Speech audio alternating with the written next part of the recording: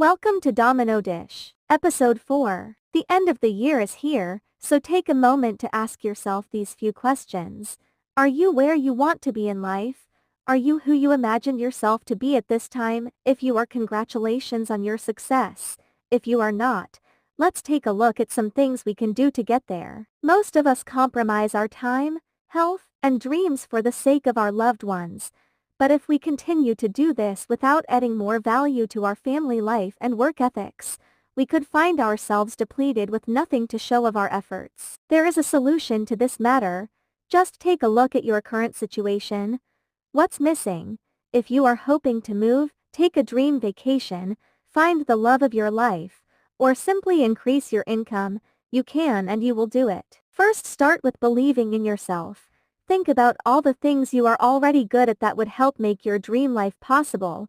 Good quality traits are transferable and in demand everywhere. Next, list goals that help guide you in making necessary changes.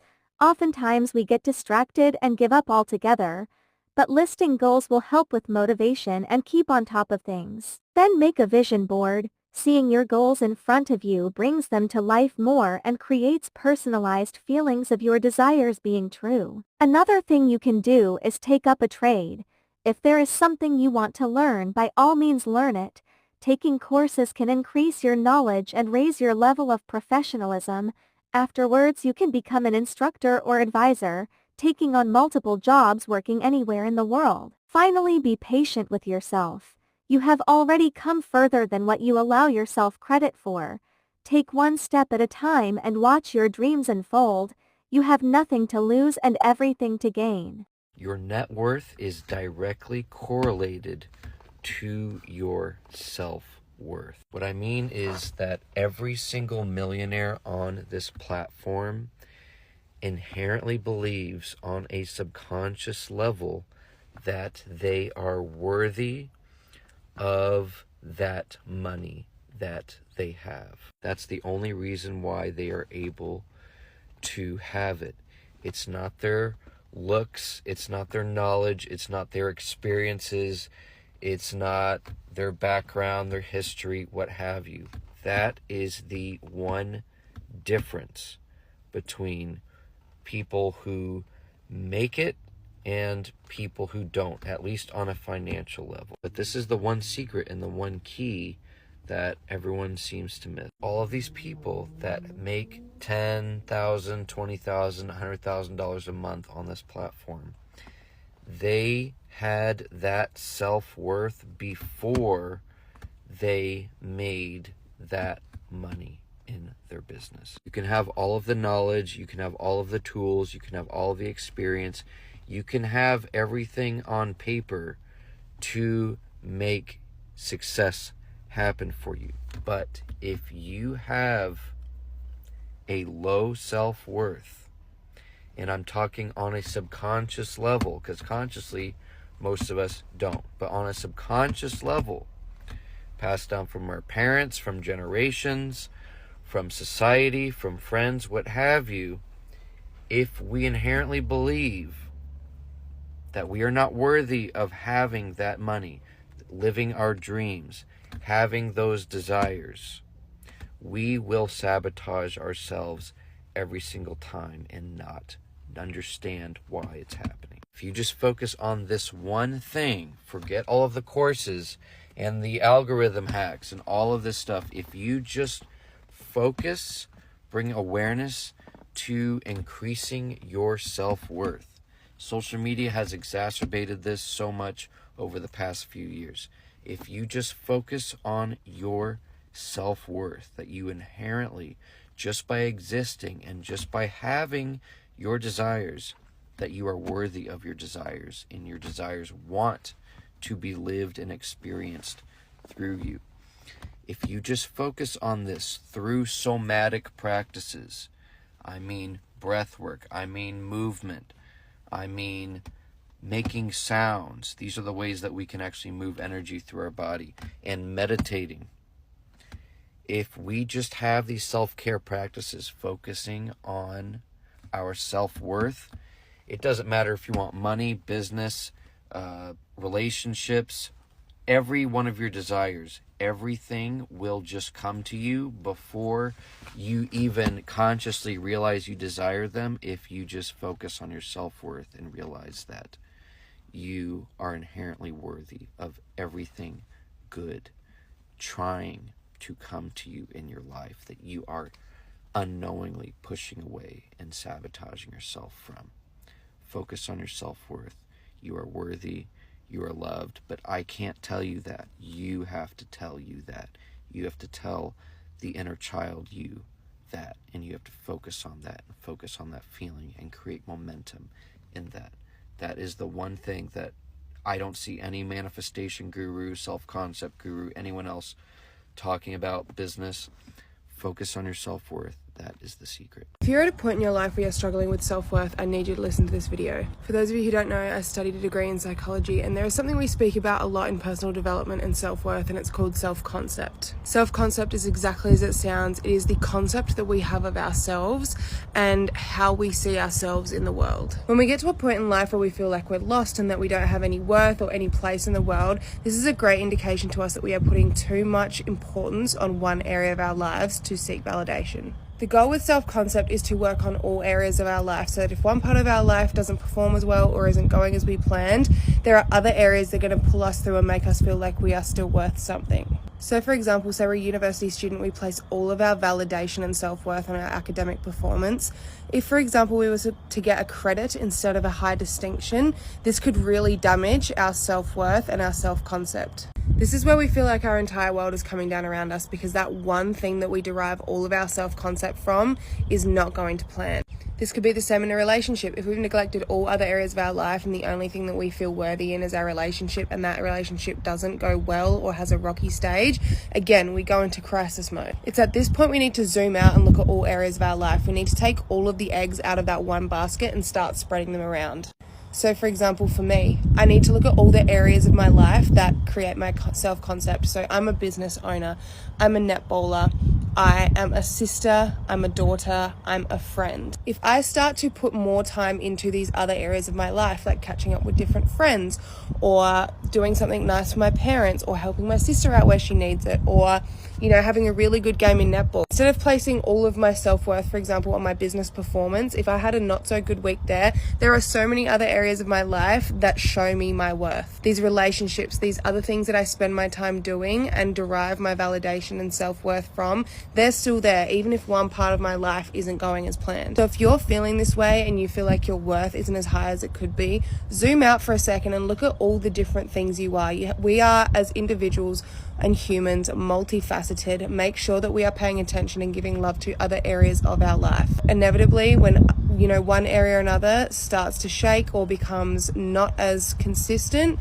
we are not going into meltdown, because we have a strong self-concept. 32 years old and I have a $300,000 net worth, which is a lot to some people and not so much to other people. But back in 2019, I had a negative $70,000 net worth, so I'm proud of it. This is the very first thing that I did to increase my net worth by $400,000 in 5 years. And most of you are probably not going to want to do it, but it is so required. I tracked where my money went for 2 weeks. I literally took a little teeny tiny notebook. It was like this big, because I hate spending time on my phone. And I just wrote down every single time that I spent money. And then after that 2 weeks, I went through and I started circling things and categorizing it using different color highlighter. And I started to see where my money actually was going. And generally I recommend doing this for 30 days, not just 2 weeks, but I was so disgusted with my spending in 2 weeks that it made all the difference. And I was like, okay, wow, I really need to change. And I thought I knew where my money was going, but I actually had no idea. So when I did that and I categorized things like eating out, drinking, partying, essentially, I was in my mid-20s. I then asked myself, if somebody looked at this, would I feel like proud of this? Would this be a reflection of my value? Obviously, money is a resource to live the life that we want. And if we spend it in alignment with our values, then we're living a life more aligned with our values, right? But my money showed that I valued eating out and being drunk, and I was not comfortable with that. So then I got very clear on what my values were, and I set off to create my first values-based budget. But we'll talk. Teach people how to treat you. When you know your self-worth, you set clear boundaries. You don't settle for anything less than respect and reciprocity, because you only want the best for yourself. You're not chasing validation, you know that you embody it. When you value yourself, others are going to as well, because it becomes clear in how firm you are with your non-negotiables.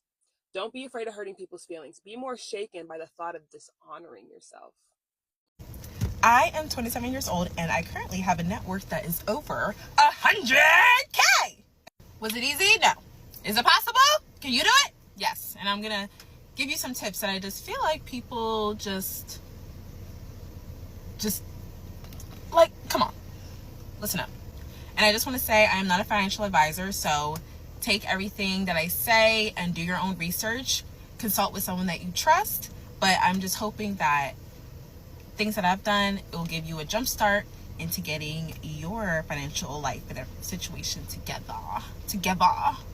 Open up a Roth IRA, specifically one with Fidelity, Schwab, Vanguard. I personally love Fidelity, but you can pick one with Fidelity, Schwab, Vanguard. Pick a brokerage. They're called brokerages. So pick a platform, pick a brokerage, pick the Roth IRA option, fill out your information, link your bank. You done it. You did it. Now, once you open it up, which I feel like is just the first hurdle, you got to pick investments. And specifically, pick ETFs or mutual funds. Now, when I was trying to decide what ETFs I wanted to pick, I went on Reddit. And Reddit, literally, if you just type in ETFs to put in Roth, you will see a consistent theme of people suggesting the same thing. So that's what I just did. You know, I picked what people were talking about. I mean, granted, I also did a little bit of my research, but most likely people are going to suggest VOO, SCHD. Fidelity has their own version of the S&P 500. Just, if anything that is the S&P 500, just pick that. And you don't have to make it complicated. Don't make it complicated. That's what I did wrong when I was first starting. I made it really too complicated. Don't make it complicated. Just pick one. Pick one for now. And then once you feel comfortable and you feel like, all right, I'm going to like really spice it up, then you can go ahead and do more. But just pick one. Specifically the S&P 500. Anything that tracks that, pick that. And invest. So even if you have $20, $5, baby, even if you got $1, just put it in there. You literally have a certain limit that you have to reach. So every year, this year, 2024, the limit is $7,000. If you can make it to $7,000, beautiful. If you can't, but you contribute $500, $1,000, whatever, that's something. That's more than what a lot of people put into their retirement account. So just put in as much as that you are willing to afford. And you, by putting it in the stocks will, the ETFs, all that stuff will make it grow. It's all compounding. You're going to grow. It's going to grow. It's going to keep going, and it's going to snowball. And if you just don't look at it and look back, you'll see like in like 20 something years, oh shit, my $500 turned into $5K or $50, who knows? Another thing that helped me reach my net worth goal was opening up an high yield savings account. I don't know why I stuttered or I paused, I glitched. You can open one with Discover, Ally. I personally have one with Discover, Wealthfront. If you need a code to Wealthfront, let me know, because I can hook you up with a good APY. But Wealthfront, there's Capital One. There's a lot of good banks out there that are high yield savings. And the only thing about high yield savings is that it's an online account. So if you have cash on you, that can be a little, sometimes you got to go to like Walmart. You have to go to a CVS to deposit the money. But either way, a lot of my money is in my high yield savings. You want to make sure that you have a good nest eggs. I don't want you to just go ahead and invest without having that nest egg saved and good for, you need something for emergencies. So definitely put your money that you have been putting in your savings into a high yield savings so that it's making more money and it's making more of a return while you let it sit there. Duh. I'm fortunate enough to work at a company that gives me stock, and I'm in their ESPP program. So one thing that I've done is I've contributed to the maximum. So you can contribute from 1% to 10%. I let them take 10% of my check and I contribute. And once I'm granted those stocks, those ESPP, I don't sell it. A lot of people start selling it. No, I don't sell it. I still have them from this day that I started working there, and I'm going to continue to keep holding on to them. And they have grown so much. They have grown so much over the past 5 years, and I intend on holding on to them until I desperately need to like cash out. But I hold on to my ESPP. I don't sell them. I also contribute to my 401k. That is, I know, depending on, certain people's situation, there are some jobs that match you, there's some that don't. My job, they match me, and so I match only up to the limit that they match. I'm not being extra with that, but I think they match me up to 6%, and that's what I do. I just do only up to 6%, and I also make sure to put that money, make sure that it's invested in an ETF that follows the S&P 500. I can go into depth into other things, or if you want me to go into depth into the things that I discussed, but as just an overview, those are the things that I have done. Those are the things that I recommend that people do if they can. And honestly, it's not even about, oh, I don't have money, oh, I'm not rich or whatever. I'm not rich either. My salary is not even close to a lot of the rich people that they make, but I've been able to aggressively save and aggressively put money aside and just really prioritize my future self and wanting that vision to be able to live a stress-free retirement life, So you may have heard people say your net worth is related to your self-worth. When you feel worthy and deserving, and you're in the enjoyment of doing and pursuing the things that you love, then you attract money from all over the globe. If I know my worth, then I have certain boundaries and standards, and I'm not going to settle for less because I know who I am. I know my worth. I feel unworthy, then I'm prepared to barter with you because I want to please you. Imposter syndrome's taking over and I'm not quite sure, and it's important to me that you validate me so that I can feel better about myself. And so the energy is not clear, it's all murky. And so you get random manifestations coming in dribs and drabs when you know that you're capable of more. Letting go of your unworthiness is about not destroying you by judging you, by telling yourself you are this, you are that, because you haven't achieved this, because you haven't achieved that, because this person rejected you and you're functioning from that rejection, because you didn't get validation as a child, so you're still looking for that validation from everyone else, because you feel unloved, because no one ever chooses you, and you've got all these reasons why you don't feel worthy. Some of them you're aware of, some of them you're not aware of. But there are patterns that have been imprinted in you and you're giving out unworthy vibes. And so the work is to look at everywhere you've defined yourself as not good enough or having imposter syndrome, and look at all the situations and circumstances and experiences that cause you to believe that you're not worthy, you're not special, you're not brilliant, you're not going to get chosen. And it's to rewire and override and change all of those stories, everywhere you've made them mean this, everywhere you've defined it as meaning that, so that you can wipe the slate clean, give yourself a new identity, repattern and reprogram, so that you start to understand your worth.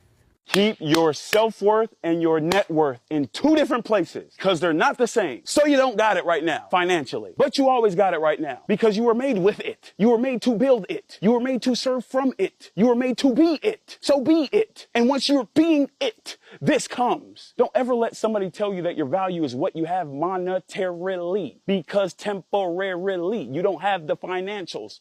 So what? You still are you. Who can build it? Who can serve from who you are to build it? Now that we have a plan, go for it. From the creator of Domino Dish, thank you for your time.